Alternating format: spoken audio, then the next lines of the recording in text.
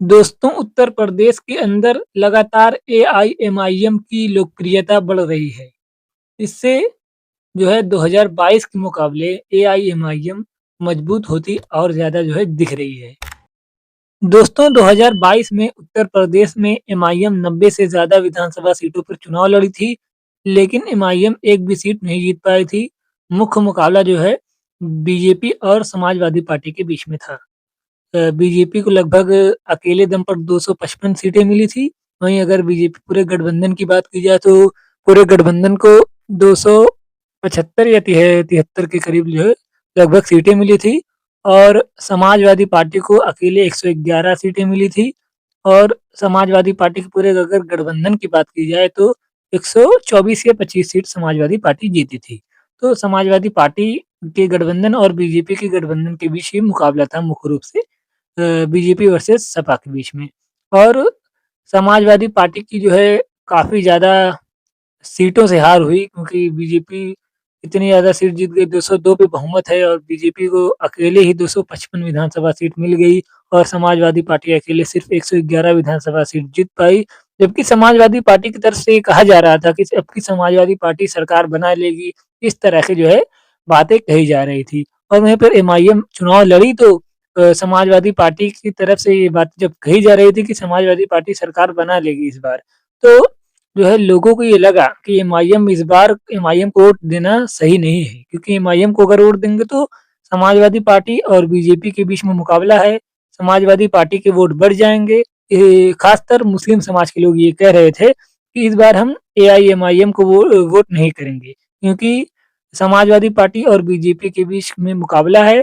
Samajwadi party का vote बिखर सकता है अगर हम ऐसे वोट देंगे तो। तो इसलिए सब लोग एकजुट होकर समाजवादी पार्टी को वोट देने के लिए कह रहे थे और उन्होंने वोट भी दिया। एमआईएम को ज़्यादा वोट मिला ही नहीं था। एमआईएम एक भी विधानसभा सीट भी नहीं जीत पाई थी। लेकिन नतीजा क्या हुआ? समाजवादी पार्टी सरकार नहीं बना पाई, बल्कि बीजेपी ही सरकार फिर से बनाई और काफ़ी ज़्यादा जो है सीटें जीत कर बनाई। 255 सीट अकेले जीत कर बीजेपी ने अपनी सरकार बनाई।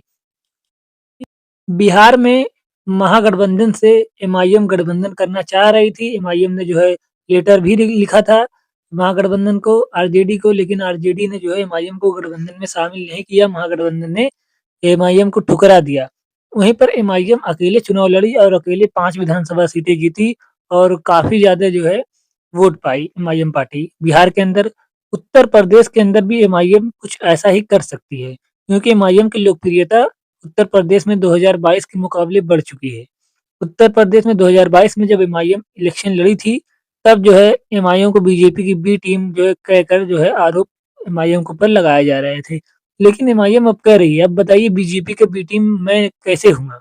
क्योंकि हम तो कह रहे हैं कि हम महागठबंधन के साथ, समाजवादी पार्टी के साथ अलायंस करने के लिए तैयार हैं। गठबंधन और समाजवादी पार्टी वाले ही हमसे जो है गठबंधन नहीं कर रहे हैं, उसमें हमारी क्या गलती? हम तो चाह ही रहे हैं कि गठबंधन के साथ चुनाव लड़ें ताकि वोटों का जो है बिखराव ना हो।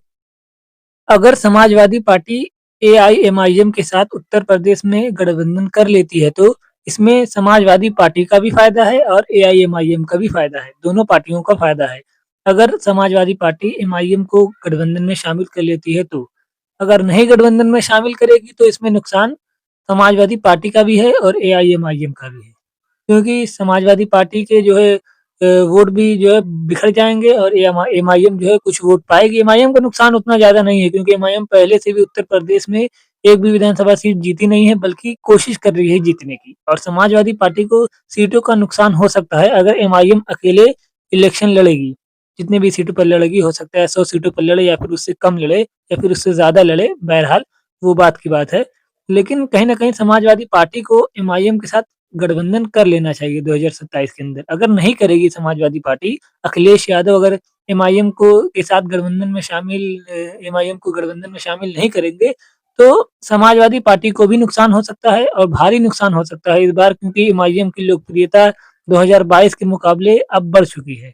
तो इससे ये अनुमान लगाया जा रहा है कि इस बार एमआईएम हो सकता है कुछ सीटें जीत भी जाए और कई सीटों पर समाजवादी पार्टी का कैंडिडेट एमआईएम के कैंडिडेट की वजह से हार जाए।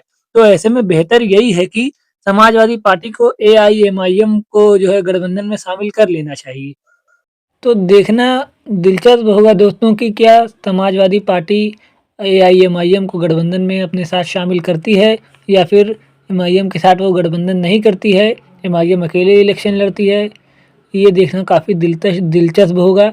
और एमआईएम अगर अकेले इलेक्शन लड़ी, समाजवादी पार्टी गठबंधन नहीं करी, तो एमआईएम के ऊपर समाजवादी पार्टी ये ब्लेम नहीं लगा सकती कि एमआईएम बीजेपी की बी टीम है, क्योंकि एमआईएम तो कह ही रही है कि हम हमारे साथ गठबंधन आप कर लीजिए, हम आपके साथ गठबंधन करने के लिए तैयार हैं ताकि जो है वोटों का बंटवारा ना हो, लेकिन आप ही नहीं कर रहे हैं तो इसमें एमआईएम की गलती नहीं है, इसलिए ब्लेम नहीं लगा पाएंगे। अगर ब्लेम लगाएंगे तो उसका जवाब भी इनको मिलेगा एमआईएम के नेताओं की तरफ से कि हम आपको तो गठबंधन में हम शामिल होने के लिए कह ही रहे हैं आपके साथ, आप ही नहीं कर रहे हैं, तो आप किस हिसाब से हमको जो है हमारे ऊपर इल्ज़ाम लगा रहे हैं कि हम बीजेपी की बी टीम हैं।